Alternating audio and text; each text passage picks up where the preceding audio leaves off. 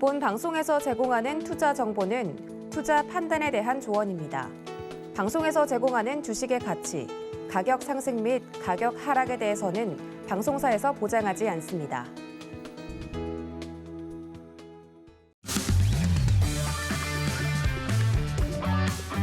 안녕하세요. 해외 시장 소식을 가장 빠르게 만나보는 시간, 해외 선물 신세계 리턴즈의 손자입니다.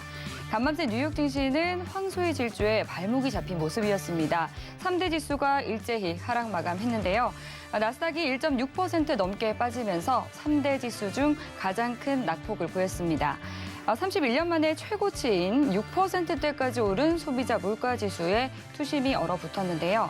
이에 국채 시장이 동요하면서 미 10년 만기 국채 금리가 1.57%대까지 상승했습니다. 달러 인덱스 역시 상승하면서 95선 부근까지 올랐는데요. 골드는 5거래일 연속 오름세를 이으면서 1,848달러 선에서 거래를 마무리했습니다. 국제유가는 원유 재고 증가 소식에 미국이 전략적 비축유 방출할 가능성이 제기되면서 4거래일 만에 약세를 보였는데요. WTI가 3% 넘게 빠지면서 배럴당 81달러 선에 거래를 마쳤습니다. 그리고 신세계 리턴즈의 두 분의 마스터님께서 주말에도 열공하시는 여러분들을 위해서 특별한 시간을 마련해주고 계시죠. 네, 월요일과 화요일에 함께해 주시는 성견 마스터님께서는 일요일 밤 9시 30분에 지난주에 이어서 금요일기 시그널, 특히 버블에 대해서 다뤄주실 예정입니다. 그리고 또 금요일에 출연하시는 골드도치 마스터님께서는 토요일 밤 8시에 추세선에 대한 기술적 분석 강의를 해주실 예정이니까요. 참여 원하시는 분들은 샵 0082로 문자 보내주시면 되겠습니다. 그리고 이 밖에 해외 선물과 관련해서 궁금한 사항 있으신 분들은 노란톡 들어오셔서 질문 보내주시면 되는데요. 샵 0082로 신세계라고 세 글자 적어서 문자 보내주시거나 화면 하단으로 나가고 있는 QR코드 핸드폰 카메라 켜서 스캔하시면 바로 입장하실 수 있습니다. 입장하실 때 코드는 1515 입력하시면 되고요. 보내주신 내용들은 방송 중에 마스터님과 함께 실시간으로 해결해 드리도록 할 테니까요. 지금부터 바로 빠르게 질문 남겨주시면 되겠습니다. 네, 그럼 본격적으로 해외 선물 신세계 리턴즈 시작해 보겠습니다. 함께할 마스터 화면으로 확인해 보시죠.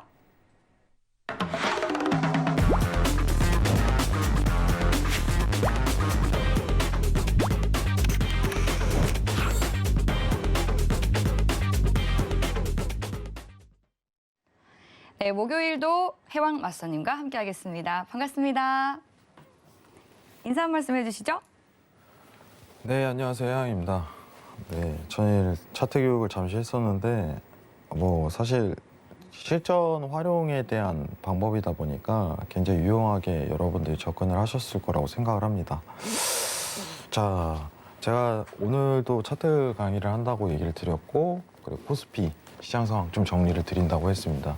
코스피가 아직까지도 주춤하면서 계속 2,900선을 지키고 있는데 시장이 당분간은 좋지 않을 거예요. 그 이유에 대해 설명을 하고, 그리고 오늘 추가적인 이제 차트에 대한 활용법 얘기를 나누도록 할 건데, 간단하게 보면서도 어떻게 보면 수익을 좀 극대화시키는 방법이에요.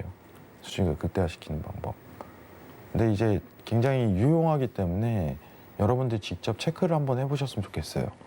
자, 오늘 한 시간을 통해서 기본적인 설명 들어가고, 그 다음에 실시간으로 차트 움직이면서 보면서 어디서 진입을 해야 되는지, 언제 익절이 나오는지 이 평가값을 내리는 시간을 가져보도록 하겠습니다. 한 시간 동안 잘 부탁드리겠습니다. 네, 오늘도 마스터님과 함께 차트 교육에 이어서 또 시장 이야기까지 면밀하게 나눠보도록 하겠습니다. 지금 현재 시각 오후 10시 59분 지나가고 있는데요. 먼저 오늘의 이슈부터 체크해 보시죠. 나스닥은 전일 낙폭 과대에 따른 저가 매수세가 유입되고 있습니다. 골드는 소비자 물가지수 급등에 인플레이션 압력이 높아지면서 6거래일째 상승하고 있습니다. 크루드 오일은 전략적 비축유 공급 가능성과 원유 재고 증가에 급락했습니다. 유로 FX는 미국의 조기 긴축 가능성 재점화에 달러 인덱스가 16개월 들어 최고치를 기록했습니다.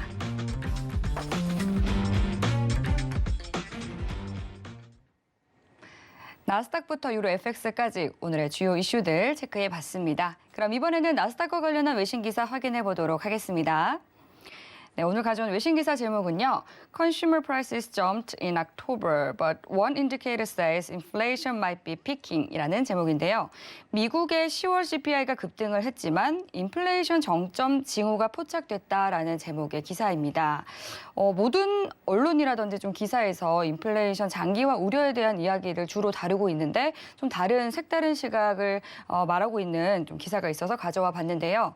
내용을 살펴보면 현지 시간 10일 CNBC 보도에 따르면 소비자 물가 상승률은 공급망 붕괴와 연말 쇼핑 수요 등으로 인해서 10월에 30년 들어 최고치를 기록했지만 일부 채권 거래자들과 경제학자들은 이 10월이 급증의 이 정점일 수 있다라고 봤는데요. 그 근거로 경제학자들이 인플레이션의 선행지표로 사용하는 세계 운송료의 척도인 BDI 지수의 최근 하락을 들고 있습니다. PNC 파이낸셜 서비스의 거스 포셔 수석 경제학자는 CNBC에 보낸 이메일에서 BDI 지수의 하락은 과거에 일어난 경제 과열의 일부가 역전되고 있다라는 신호일 수 있다고 봤는데요. 하락은 적어도 국제적으로 거래되는 상품은 최악의 상황이 끝났다라는 표시이다라고 짚었습니다.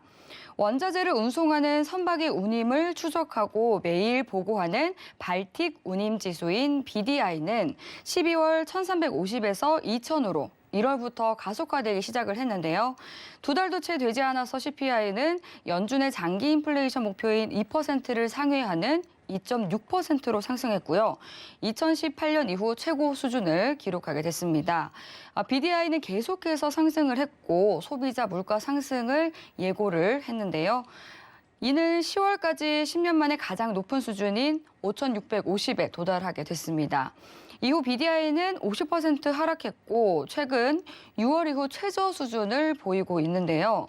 이로 인해서 이 포셔와 같은 전문가들이 인플레이션이 정점에 달했다라고 보고 있는 상황입니다.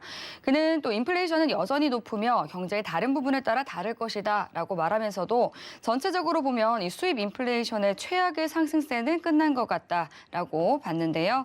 바이든 행정부 역시 공급망 병목 형상 해결을 위해서 주력하고 있습니다. 인플레이션은 이 바이든 행정부의 정책 의제와 또 2022년 대선에 출마할 모든 민주당원에게 큰 리스크이기 때문인데요. 하지만 여전히 인플레이션에 대해 많은 논쟁이 있는 상황입니다. 한 경제학자는 이 노동력 부족이 여전히 글로벌 공급망 악화를 야기하고 있고 완화될 기미를 보이지 않고 있다라고 말하기도 했는데 수입은 전년 대비 4.9% 증가하기는 했지만 이 CPI가 보다 더 높은 6%로 증가했기 때문에 실질 임금은 실질적으로 감소했음을 의미합니다. 파월 의장은 지난주 기자회견에서 중앙은행 경제학자들이 높은 인플레이션이 내년까지 지속될 것으로 예상한다라고 발언을 했지만 파월 의장은 2022년 2분기라든지 3분기까지 완화될 것으로 기대했습니다라는 내용의 기사였습니다. 네, 이렇게 또 높은 소비자 물가 지수에 대해서 좀 시장이 반응을 하면서 좀 큰 우려감이 있는 것은 사실인데 그에 반해 다른 시각을 가진 기사를 가져와 봤는데요. 이 부분과 관련해서 좀 마스터님과 이야기를 나눠보면 좋을 것 같은데 마스터님은 어떻게 좀 생각을 하세요? 근데 지금 연준이 이제 CPI 관련해갖고 네. 이렇게 될 거를 이미 알고 있었다고 저는 생각을 해요. 네. 그냥 간단하게 얘기 드리면 뭐 물가 관련해서 얘기 지금 계속 나오고 있지만은 연말까지는 지금 시장 모든 레포트가 상승할 것이다. 그리고 파월 입에서도 이제 어떻게 보면 다시 이제 내려갈 것이다 이런 표현을 삭제했었거든요. 최근 문구에서. 저는 이제 제 주관적인 평가에 대한 내용을 좀 듣는다면 저는 우려할 사항이 아니라고 봐요. 우려할 사항이. 뭐 지금 테이퍼링을 하고 있기 때문에 이제 재화에 대한 어떤 상승률도 제한적인 모멘텀이 들어가는 거고. 잠시만요, 여러분들. 죄송합니다. 갑자기. 네, 좀 지금 스튜디오 내가 좀 건조하죠. 아니요, 제가 그냥 사례가 끼는 것 같아요. 네, 그런가요? 네. 앞포장 해드리려 했는데 실패입니다. 죄송합니다. 자, 이어서 가도록 할게요. 네. 중요한 거는 사실 테이퍼링에 대한 이제 게시를 했잖아요. 그렇죠. 근데 연준은 항상 이제 방어막 장치를 해요. 네, 안전 장치를 마련해야 안전장치 되죠. 항상 마련을 하잖아요. 근데 사실 제가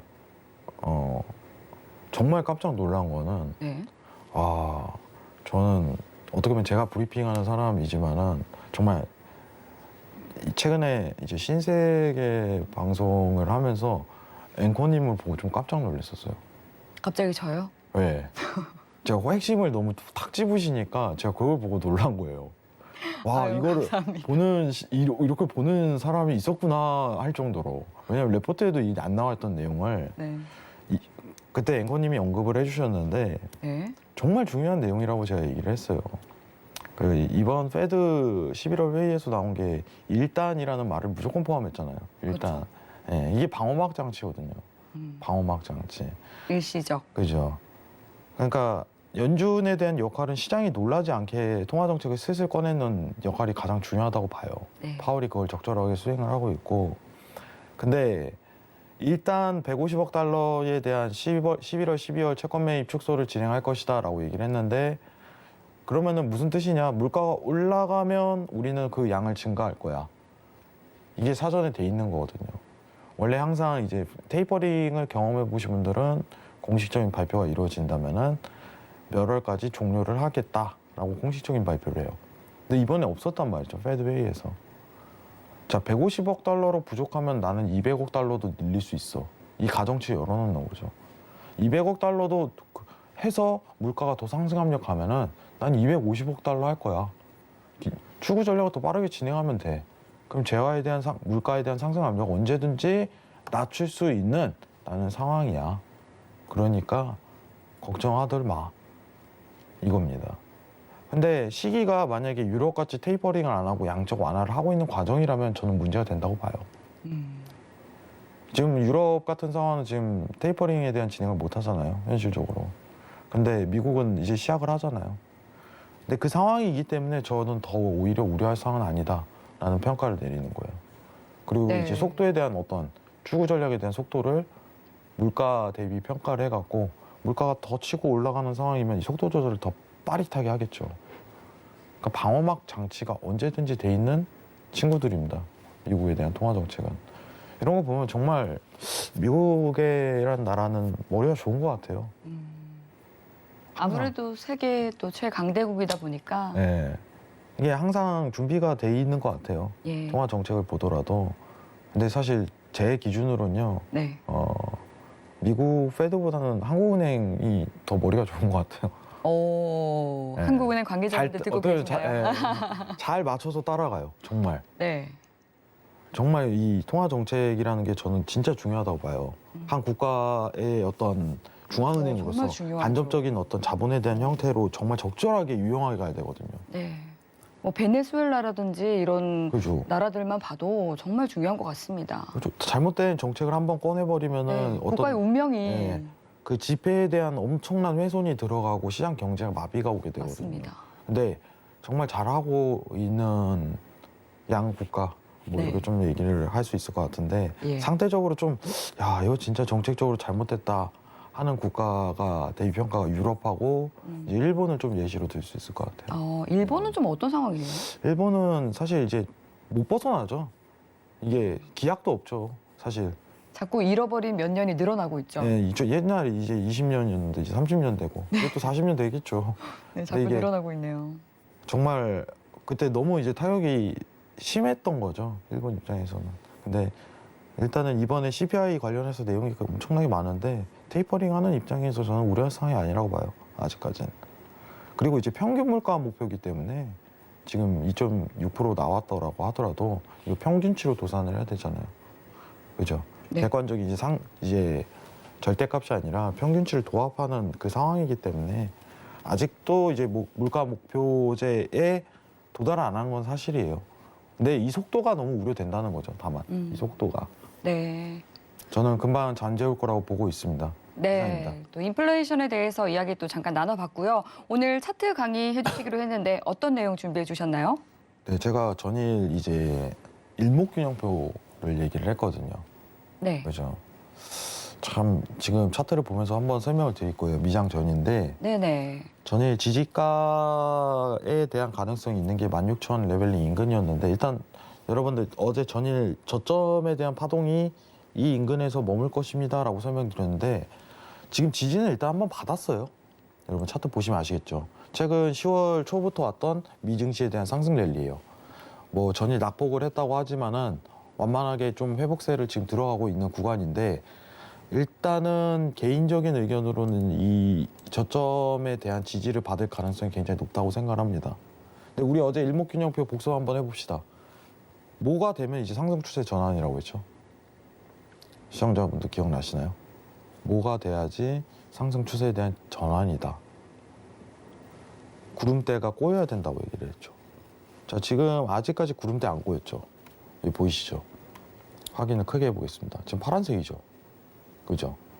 매수 추세에 대한 진폭이 재전환이 들어가려면은 이 왼쪽과 같은 구름대에 대한 교차가 들어가는 게 원칙적으로 상승 추이의 시작이다라고 평가를 하는 거죠. 이게 꼬여야 되는 거예요. 그럼 진입가가 이 정도로 나오겠죠. 이 구간대. 근데 상승 추세에 대한 모멘텀이기 때문에 신고점에 대한 갱신값을 들고 가는 거예요. 이 구간대에서. 아시겠죠? 이게 원칙적으로 일목균형표입니다. 여러분들. 자, 근데 제가 오늘 설명드릴 거는 이제 CCI와 RSI예요. CCI와 RSI. 여러분 보통 이제 경제TV 보시면요. 활용법은 잘 얘기를 안 해요. 활용법은. 정의를 내리죠. 이동평균에 대한 막 하면서 이런 식으로 정의를 내리는데 그거 외운다고 하고 이제 트레이딩 딱 접하면 도움이 됩니까? 하나도 안 되죠. 하나도 안 돼요. 현실적으로. 자, CCI랑 RSI는요. 단순 보조지표예요. 눈대중으로 확인하는 케이스인데 제가 두 개를 좀 크게 키고 보도록 할게요. 네. 잠시만요. 그런데 정말 딱 그 지지선을 잘 지지해 줬네요. 네, 일단은 지켰습니다. 지키긴 했는데 중요한 거는 이제 이 구름대에 대한 돌파가 중요한 건데 이 돌파가 들어가면은 원칙적으로 일목균형표상 이제 상승 추이를 전환하는 거다라고서 얘기를 하는 거예요. 자, 지금 이제 지표를 추가하고 있는데 보통 이제 여러분들 증권사에서도 흔히 볼 수 있는 지표예요. 근데 제가 좀 마음이 안타까운 건 MACD, CCI, RSI 있는데 여러분들이 이 활용법에 대해서 정확하게 구성을 못하는 것 같아요. 활용법에 대해서. 자, 이걸 한번 비교를 해보도록 합시다. 자, 지금 밑에 차트를 좀 최소화시키고 CCI와 RSI를 보면서 대응을 해보도록 할게요. 자, 이게 모멘텀 지표예요. 추세 강도 지표라고도 좀 표현을 하고 이렇게 표현하는데 얼핏 보면 비슷하죠. 얼핏 보면 뭐 이제 어떻게 보면 70에 대한 이탈, 그죠? 100에 대한 이탈이 나오면 정확하게 표현을 하는 게 과매수 구간이다, 과매도 구간이다 이런 표현을 해요. 과매수 구간이다, 과매도 구간이다. 자, 여기가 과매수 구간이죠. 이게 지금 RSI입니다. 위에가 밑에가 CCI고. 자, 이게 과매수 구간이죠. CCI는. 근데 RSI는 과매도 구간이 그렇게 많이 나오지 않죠. 상대적으로 두 개 지표로 평가를 했을 때. 그죠? 딱 봐도 보이지 않나요? 과매수 구간과 과매도 구간에 대한 모멘텀이 RSI는 빈도가 굉장히 적게 나와요. 눈에 띄죠? 여러분들. 근데 우리가 보통 이제 트레이딩 하는 데 있어서 제일 중요하게 보는 게 뭐예요? 우리 무슨 얘기를 가장 많이 하냐면 추세라고 해요. 추세. 추세. 맨날 TV 틀면 추세. 자, 이건 상승 추세입니다. 자, 이건 하락 추세입니다. 추세. 이게 무슨 뜻일까요? 한 방향성으로 간다는 거겠죠. 그죠? 근데 수익을 가장 크게 내기 위해서는 추세를 먹는 게 가장 이상적인 활동이기 때문에. 근데 보통 이제 두 지표 값을 활용을 했을 때 추세가 드러나고 있는 과정인데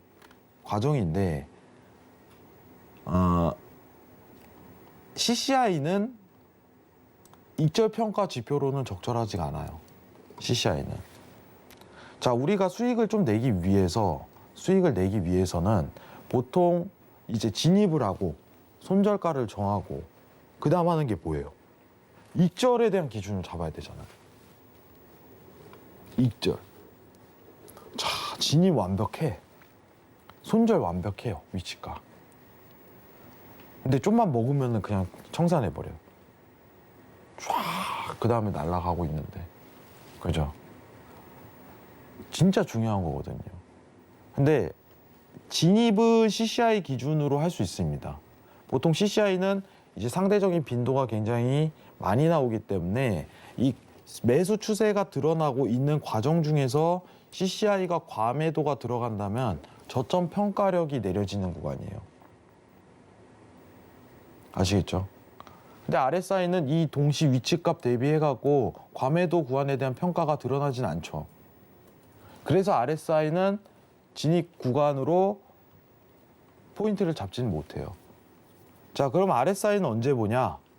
자, 추세가 나오고 있는 과정이기 때문에 RSI 같은 경우는 과매수 구간에 들어가게 되면은 상대적으로 고점 평가가 들어가기 굉장히 쉬워지는 지표예요.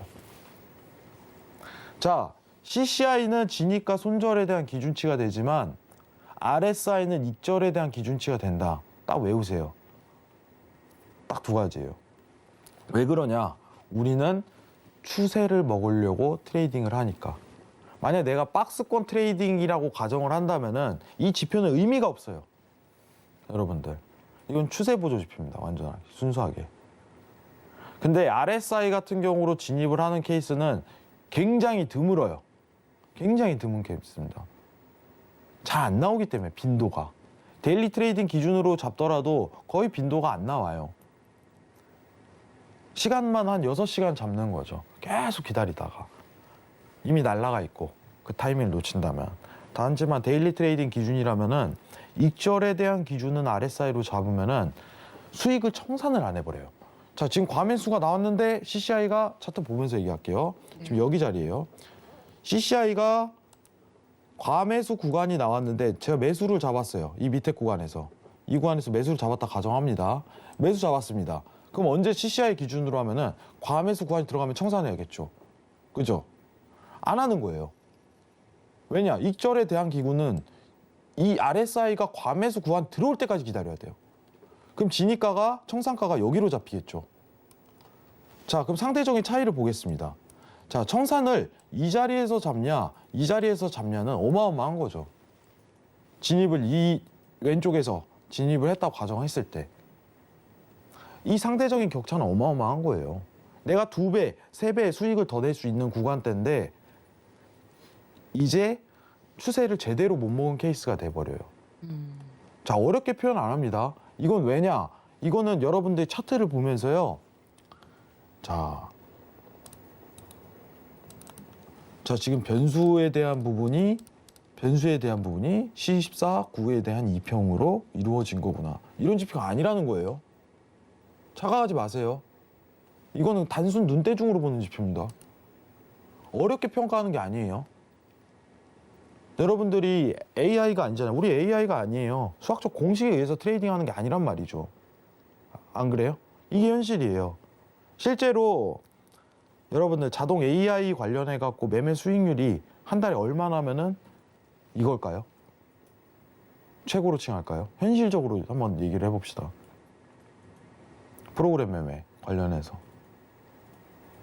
월 기준으로 평가를 해보겠습니다. 한 5초만 셀게요, 여러분들.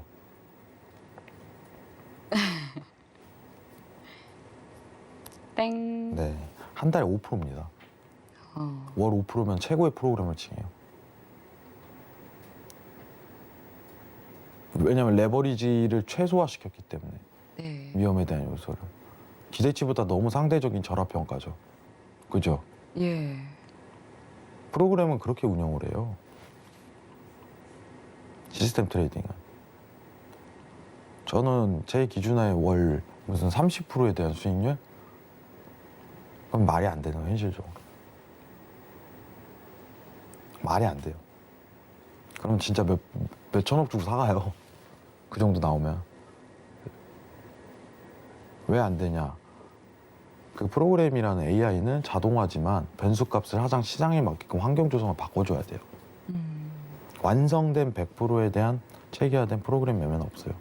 시장 상황에 대한 변수값 조절을 항상 해야 되기 때문에. 그러면은 우리가 이런 상황이 아니기 때문에 CCI랑 RSI가 보는 지표 값은요. 뭐 70선이 돌파했다. 지금 80선, 100선까지 도달해야 청산할 수 있다. 이런 기준치가 아니에요, 여러분들. 단순히 여기서 볼 수 있는 건 뭐냐면은, 자 보시면은 시그널 신호하고 이제 종가 그 RSI 종가 14 시그널 신호 있잖아요. 신호가 RSI 과매도가 들어갔을 때 데드 크로스가 이루어진 지점부터 청산값이 들어갈 수 있다는 기준치가 들어가는 거예요. 아시겠죠? 단순하게 보는 거예요. 굉장히 단순하게 보는 지표입니다. 이거 복잡하게 꼬아서 설명하시는 분 있고 무슨 이평에 대한 기준 관계 뭐 하면서 있는데 실전에 써먹지도 못해요, 그런 거 다. 이해하시겠죠? 저는 왜냐면은 최소화시켜서 좀 차트를 설명시키는 거예요. 제가 근데 왜 갑자기 혜영이 갑자기 차트 얘기를 갑자기 꺼낼까 이번 주에 이런 얘기를 하는데 시황 얘기를 너무 하니까 시청자분들이 잘 안 보시더라고요. 마음이 아파요, 사실. 아 정말요? 예, 마음이 너무 아파요. 오, 많은 차트에 분들이 대해서 관심. 좋아하시던데. 예. 근데 또 제가 차트 강의를 웬만하면 잘 안 하는 게 네. 차트는 제가 솔직하게 얘기해드리면은 다 똑같아요. 이거 6개월 공부한 사람하고 제가 10년 공부한 사람 차이가 없다고 설명을 해요. 솔직하게. 근데 제대로 볼 줄 알고 원리적으로 이제 객관적으로 볼 줄 알기만 하면 돼요. 그죠? 네. 흔히 이제 차트의 신, 도사 뭐 이렇게 얘기를 하잖아요. 저는 그런 사람 없다고 봅니다. 변화하는 시장, 시장 사이클, 시장 상황에 대한 시황을 접목시킨 다음에 단순한 이제 차트에 대한 대입으로 시장을 평가할 줄만 아면 돼요. 그럼 시장에서 충분히 살아남을 수 있어요. 네. 아시겠죠? 자, 오늘 CCI랑 화면 한 번만 잠깐만 보도록 할게요. 자, CCI랑 과매도에 대해서 이해를 했습니다. 그죠? 그럼 이거 실전으로 한번 트레이딩하고 연습하는 게 필요하죠.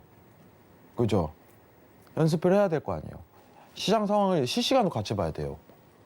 어떻게 해서 대응값이 나오고 어떻게 해서 언제까지 버팅기는지, 언제까지 수익이 나고 있을 때 RSI 나올 때까지 기다리는 거야. 실전이 필요해요. 그죠? 저희가 실전 트레이딩을 30분 동안 할 수는 없겠죠? 예, 여러분들. 내일 무료 방송입니다. 참고하세요. 네, 이 부분 관련해서 실전 좀 진행해 보도록 할게요. 네. 이상입니다. 여기까지 만나보도록 하고 모자란 이야기는 노란톡 들어오시면 또 마스터님과 보다 더 자세한 이야기 이어가실 수 있겠습니다. 샵 0082로 신세계라고 세 글자 적어서 문자 보내주시거나 하단에 나가고 있는 또 QR코드 스캔하시고 빠른 입장해 주시면 되겠습니다. 네, 수익 볼 때 참고할 수 있는 중요한 지표인 또 이 RSI와 CCI 활용법에 대해서 굉장히 쉽게 설명해 주셨으니까요. 매매하실 때 참고하시고 수익 극대화해 보시기 바라겠습니다. 네, 그럼 이어서 노란톡으로 보내주신 모든 궁금증들을 해결해보는 무엇이든 물어보세요 시간을 가져보도록 하겠습니다. 먼저 참여 방법 화면 통해서 확인해 보시죠.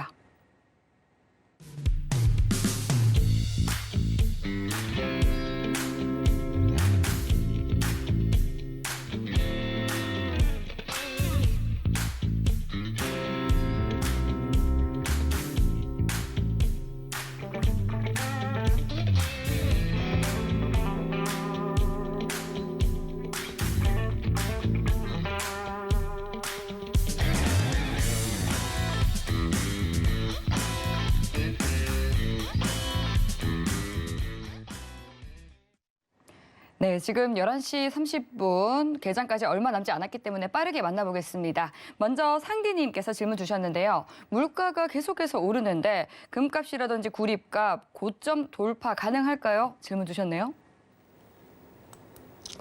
간단하게 좀 얘기를 하면은 네. 그 물가 때문에 고점을 돌파하는 게 아니라 예. 달러에 대한 고평가가 이루어지기 때문에 금값이 고점을 돌파한다고 얘기하는 게 좀 순서에 맞을 것 같아요. 네. 지금 사실 물가가 시장에 영향을 끼치는 요소는 저는 굉장히 적다고 생각합니다. 물가가 시장에 영향이 적다. 네. 그러니까 우리가 보는 차트, 정확히 시장이라고 좀 평가하는 것보다 네, 증시, 지수에. 지수, 예. 지수라고 표현하는 게 좀 맞겠죠. 우리가 트레이딩하는 종목에 끼칠 영향이 굉장히 적다고 생각해요. 경제에는 간접적인 영향이 어마어마하겠죠. 네. 재화가 상승하고 있다는데 우리가 마트만 가더라도 그죠? 아유, 아유, 조금만 담아도 뭐 금세 10만 원이 넘더라고요. 예, 고기를 못 먹겠어요. 고기를 못 먹겠어요. 고민을 해요. 야채값도 비교를 하게 되고 항상. 네. 예. 근데 그런 간접적인 영향이 있지만은 사실 거시적인 금값이라든가 이 평가에 대해서는 미비하다고 생각해요. 이 물가에 대한 조치로 연준이 어떤 행보를 갈 때 시장에 영향이 끼칠 거라고 보고 있어요. 이미 지금 우리가 좀 잠시만요. 네. 우리가 봐야 되는 부분은 뭐냐면은 네. 물가가 상대적으로 굉장히 많이 오르긴 하고 있어요. 네. 자, 오늘 BI를 한번 확인해 보도록 하겠습니다. 자, 제가 이 BI 보는 법은 말씀드렸죠? 여러분들. 자, 화면 한번 보면서 보도록 할게요. 예, 프레드 사이트, 예, 이거 공식 사이트입니다. 예, 미국 공식 사이트인데 이 사이트 들어가면요. 우리가 물가 CPI만 있는 게 아니잖아요. 기대 물가라는 것도 평가가 되기 때문에 이건 매일 나와요. 여러분들. 그죠? 자, 그러면은 인플레이션 레이트 이걸 딱 클릭을 하면은 전일자가 딱 찍히게 돼 있어요. 지금 미국의 물가는 기대 물가는 어떤 수준인가? 와, 또 고점이 갱신이 됐네. 이거죠. 그죠? 2.7% 돌파가 드러났어요. 이것 때문에 지금 말이 많은 거잖아요. 그죠? 이것 때문에. 근데 제가 얘기 드렸던 부분은 뭐였냐면은 상대적으로 여기에 레인지 저항이 한 번은 걸릴 것이다 라고 평가를 하고 있었고, 물가가 오른다는 건 이미 파월이 입장이 계속 얘기했기 때문에 시장 변동은 없을 것이다 라고 얘기를 하고 있어요. 근데 오히려 금값에 대해서 집중을 한다면은 달러가 이제 내려가게 된다면은 금값이 치게 되겠죠. 그렇죠. 그죠? 칠 거예요. 자, 근데 언제 달러가 내려갈 가능성이 굉장히 높다고 했어요, 제가? 여러분들. 지금 테이퍼링 이제 시작했나요? 정확하게?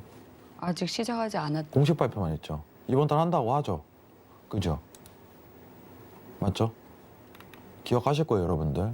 달러 테이퍼링 진짜 시작하잖아요. 예. 그때 떨어져요. 그때 떨어집니다. 그럼 반대 매매인 금값이 올라갈 가능성이 굉장히 높아요. 지금보다는 그때 하시는 게 나아요. 그때 고점에 대한 갱신이 좀 지속적으로 드러낼 가능성이 높다고. 근데 지금도 계속 좀 상승세를 보여주고 있던데. 지금은 상승세가 아니에요. 아니에요. 네, 지금 상승 추이라고 판단 안 합니다. 단순 박스권 파동이라고 생각을 하지. 네. 네, 최근에 이제 채권에 대한 영향을 받았기 때문에 채권이 하방 압력이 들어왔잖아요. 네. 10년물 국채가. 그쵸. 그거에 대한 영향이라고 봐요. 왜냐하면 인프라비가 들어갔으니까 국채 발행에 대한 문제도 없을 뿐더러. 근데 제대로 된 상승 추이는 달러가 이제 하방 압력이 들어갈 때 그때 제대로 된 상승 추이가 발동할 거라고 보고 있고, 금은 올라갈 수 있는 여건이 너무 조성돼 있어요. 그 상디님 말이 맞아요. 금은 올라갈 수 있는 여건이 조성이 돼 있습니다. 다만 물가가 계속 올라가는 게 아니라 인프라 합의 봤으니까 국채 금리에 대한 상승 압력이 줄어든 게 사실이죠. 예. 1번이. 그리고 테이퍼링은 이제 개시에만 이제 반대 매매가 들어가기 때문에 달러에 대한 고점 평가가 들어가는 거죠. 네. 그러면 금값이 상승 추이를 더 이끌 가능성이 이제는 개시가 되는 거예요. 시장 상황이 열렸다. 지금 이제 박스에서 풀리는 게 아니라 상승 추세로 나올 수 있는 가능성이 시황적으로 열렸다. 네, 이렇게 평가하는 게 맞을 것 같아요. 그래서 저는 지금 고점 갱신은 가능한가요? 라는 대답에 대해서는 네. 가능합니다. 충분히요. 이렇게 표현할 수 있지만 그게 물가 때문은 아니라는 점. 정확하게. 네. 지금 금값이 박스 추이로 아직 가두리를 칠 수 있는 여건인데 이게 추세로 이어질 수 있는 여건은 마련이 돼 있다는 거예요. 상황이. 아시겠죠? 네. 그리고 물가 상승이 사실 이 구리값 또 여쭤보셨는데 원자재 값이 오르면서 인플레이션이 올라가는 것이지 않나요? 그것도 간접적으로 영향을 끼치죠. 그렇죠. 네. 네. 근데 인플레이션 올라서 구리값이 오르는 게 아니라. 그죠. 네. 왜냐면은 근데 물가가 오른다는 개념은요. 상대적으로 돈에 대한 가치가 낮아졌다는 거예요. 여러분들 경제에 대해서 이해를 해보시면 좋습니다. 앵커님이 더 잘하실 거예요. 맞죠? 재화랑 이제 화폐에 대한 가치가 비교가 되잖아요. 항상 물가가 올라간다는 거는 반대로 생각하시면 상대적인 가치이기 때문에 화폐에 대한 가치가 낮아졌다고 평가하는 게 맞는 거예요. 네. 근데 화폐를 그렇게 찍어냈는데 어떻게 물가가 안 올라요? 안 그래요? 그렇죠. 너무 당연한 네. 얘기예요. 지금 시각 오후 11시 30분. 네. 네, 뉴욕 일단은 미장 개장. 네요. 보고 나서 다시 네. 얘기하도록 하겠습니다. 네, 선생님. 좋습니다. 네, 뉴욕 증시가 개장을 했습니다. 먼저 현재 개장 상황 살펴보고 오시죠.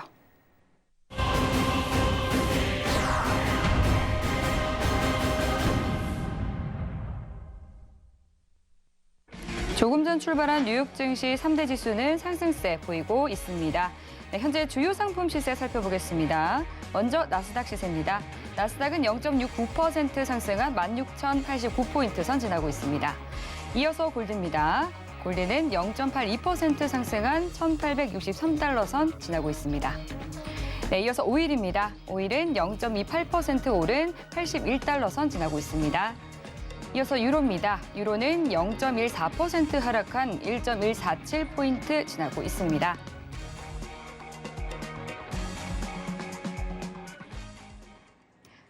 네, 현재 개장 상황까지 살펴보고 오셨습니다. 네, 그럼 지금 현재 각 상품별로 대응 전략을 좀 마스터님께 팻말 통해서 확인해 보도록 하겠습니다. 먼저 나스닥 현재 구간에서 어떤 대응 전략을 가져가 보면 좋을지 팻말 통해서 확인해 볼게요. 준비해 주시고요. 들어보겠습니다. 하나, 둘, 셋. 빠밤. 오늘은 매수 들어주셨네요. 네, 일단은 시장 가능성 한번 측정해 보면은 네. 간단하게 이렇게 16,000 레벨링 매수. 오, 이렇게 바로 개장하시자마자 가능성이 제일 높은 값을 구간이에요. 봐주셨네요. 네, 제일 높은 구간이에요. 왜냐면 제가 차트를 체크를 하고 있었는데 예. 자, 11월 초부터 내려왔던 하방 파동 차트가요. 와, 마무리가 되었네 이거예요. 지금 여러분들 보시면은 이 형광색 보이실 거예요, 자리. 다 네. 1번, 2번, 3번. 자, 이게 저점 평가가 딱 드러나는 순간입니다. 그죠? 예. 그러면은 보통 이 케이스는 어떻게 보면 상승에 대한 지지받고 깨지는 경우가 굉장히 많아요. 이런 식으로. 근데 우리는 최소한의 리스크로 담을 수 있는 자리를 접근해야겠죠. 자, 우리 여기서 바로 일목균형표 적용해 봅시다. 좋습니다. 실시간으로. 네, 복습하면은 또 기억에 더 오래 남고 자, 좋죠. 지금 구름대 어때요? 빨간색이죠? 네네. 마무리 단계네. 음, 지금 진입 매수로 할까요? 진입했으면은 지금 개장 전부터 18시부터 진입하는 게 코스인데 아니에요? 여기서 들어갔어야죠. 그럼 진입 코스가 여기서 나오겠죠. 그죠? 여기서 진입해야 정석인데 지금 다 오르고 채널 파동 만들어졌는데 여기서 어떻게 매수 진입합니까? 그죠? 안 된다는 거예요. 안 된다는 거. 자, 우리가 1차로 지금 체크해야 될 거는 뭐예요? 60분봉 내에서 전일 평가가 차트 볼게요. 잠시만요. 네. 제가 아까 전에 이 채널링 추세를 그렸었죠. 네. 60분봉 내에서 차트가 어떻게 돼 있어요? 60분봉입니다. 데일리 차트가 아니에요. 자, 이 기준이죠. 이 기준. 네. 자, 이 채널 그렸었죠. 자, 보시면은 전일 지지를 받았다고 평가값을 내렸는데 이 저점에 대한 유지가 앞으로 심화될 것이다라는 가능성을 어제 전일 내포했어요. 내포됐어요, 이미. 자, 내포된 상황에서 지금 틱 차트에 대한 부분으로 넘어가게 된다면, 그죠? 저점 가능성이 나오고 있네요. 왜냐? 아까 얘기했던 것처럼 파동에 대한 산파가 드러났기 때문에. 잠시만요. 좀 넓히면서 볼게요. 네. 이제 분봉은 확인했습니다. 60분봉은. 네. 근데 지금 형광색으로 나오는 산파 포인트가 나왔기 때문에 저점이 15,900레벨링에서 나왔을 가능성이 굉장히 높다고 평가를 하는 거예요. 그럼 이 상황에서 우리는 좀 더 웨이팅을 끌고 16,000레벨링까지 내려올 때까지 일단 기다려보는 거예요. 안 해도 돼요. 만약 그냥 날아가 버리면. 왜냐? 위험하니까. 단가에 대한 진입 단가가 레버리지가 올라가는 순간은 매매가 꼬이게 돼 있어요. 아시겠죠? 16,000대까지 일단 기다려보고 그럼 16,000대까지 내려가게 된다면은 이 구름대 파동 어떻게 되겠어요? 당연히 파란색으로 나오고 있는 과정 중이겠죠. 지지 받았다. 그리고 구름대 꼬인다 다시. 재역전으로 상승으로 빨간 구름으로 그때 매수 진입 들어가는 거예요. 가장 보수적이면서도 안전한 자리예요. 지지받고 그 다음에 구름대 다시 꼬이는 과정. 그게 키포인트입니다. 오늘 매매. 아시겠죠? 그래서 이게 계속 기다려야 돼요. 이게 12시에 올 때도 있고 1시에 올 때도 있고 이래요. 그럼 트레이딩은 이렇게 지루하게 이렇게 있지만은 기다림에 대한 항상 자세가 이렇게 필요해요. 느긋하게. 네. 야, 지금 막 보면서 원래 항상 조급할 때 좀 네, 실수가 제일 나오죠. 심각한 사람이 트레이딩 할 때 이거 네. 보고 있는 거야. 지금 이렇게 봐서 지금 내려갈 것 같은데 심각한 사람이 매매하면 안 돼요. 지금 올라갈 것 같지 않아? 지금 CCI가 이런데 안 돼요. 예. 느긋한 느긋하게, 여유로운 마음이 그게 필요하네요. 커피 한 잔 마시면서 기다리는 거야. 물 마시면서 지금 아직 멀었구나. 지지를 올 때까지 일단은 기다려야 되는 장이네. 한번 기다려보지 뭐 하면서 네. 느긋하게 기다리는 거예요. 그럼 실제로 진입하는 게 하루에 한두 차례밖에 안 나와요. 거의 데일리 트레이딩 기준도. 근데 우리는 항상 급하단 말이죠. 이거 떨어질 것 같은데. 내 말이 맞았어. 떨어졌네. 와, 진짜 안 됩니다. 그런 트레이딩을 구사하면은. 아시겠죠? 내일 한번 무방 보면서 한 번 더 경험해 보셨으면 좋겠어요. 이상입니다.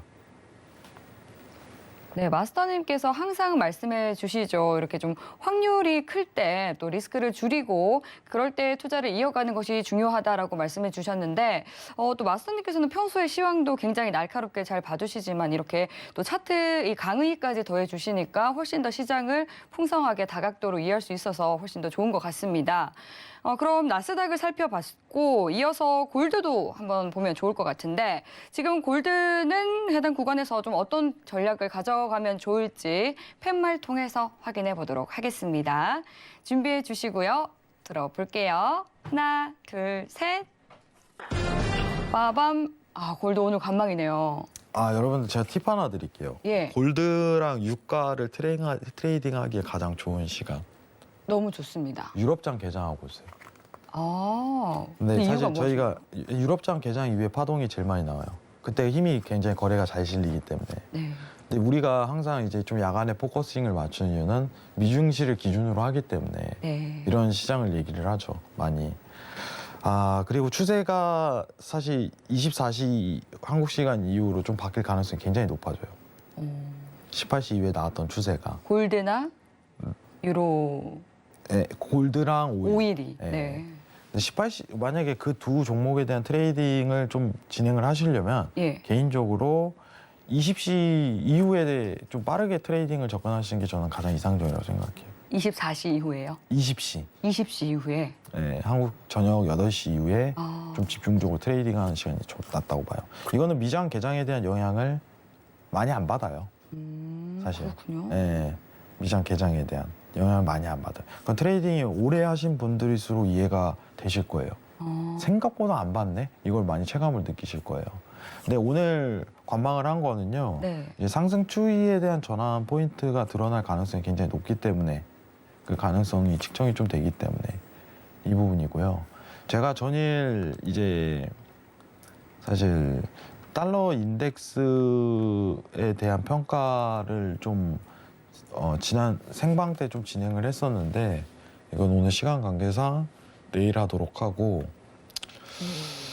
오늘 그것만 좀 기억하셨으면 좋겠어요. 어제 일목 설명했던 부분이랑 CCI, RSI에 대한 기준치 보는 법 있죠.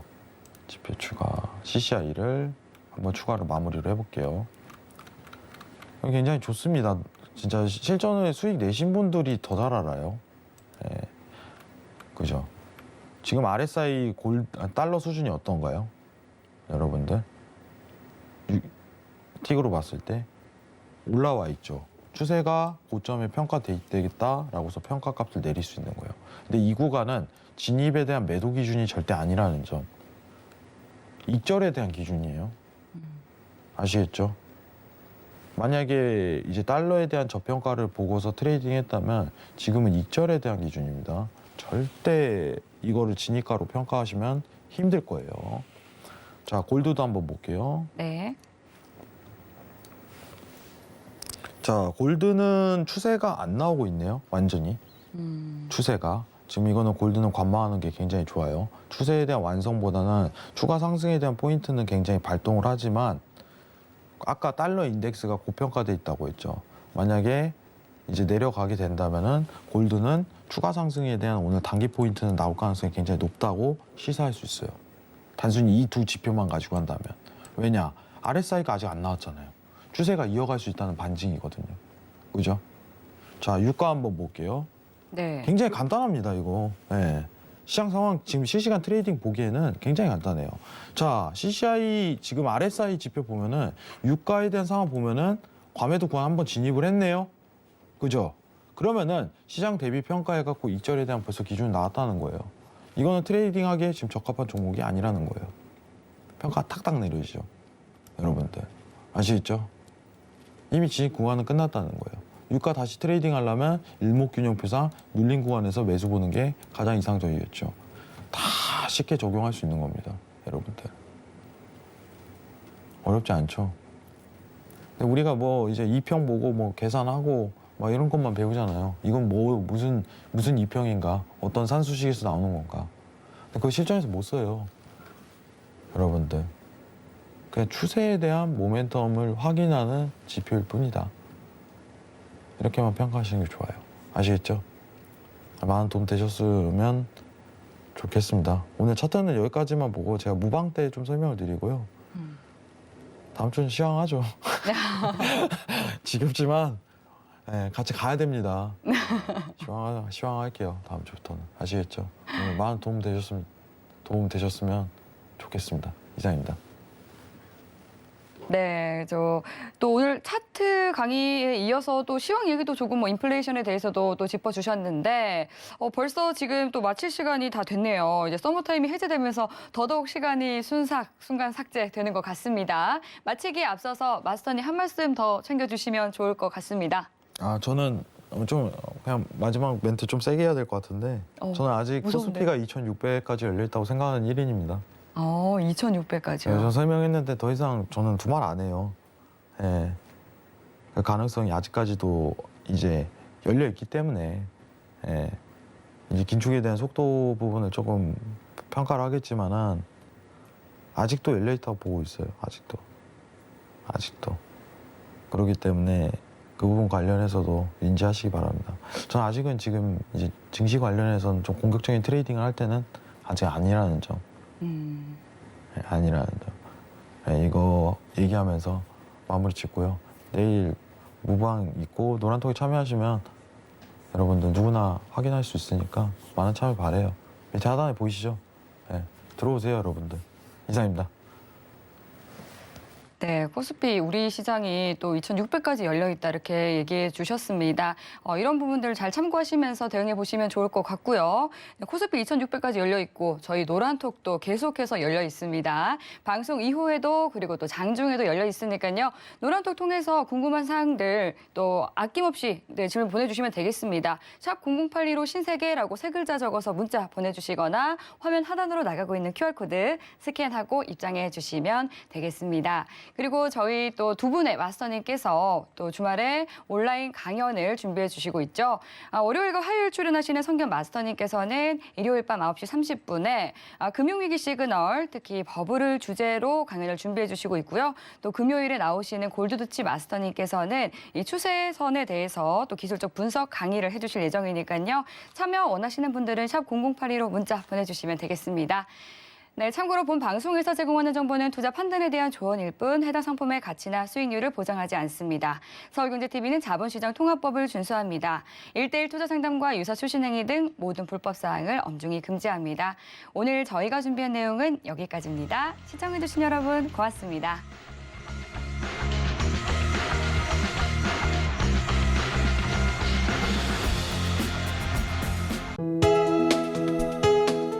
본 방송에서 제공하는 투자 정보는 투자 판단에 대한 조언입니다. 방송에서 제공하는 주식의 가치, 가격 상승 및 가격 하락에 대해서는 방송사에서 보장하지 않습니다.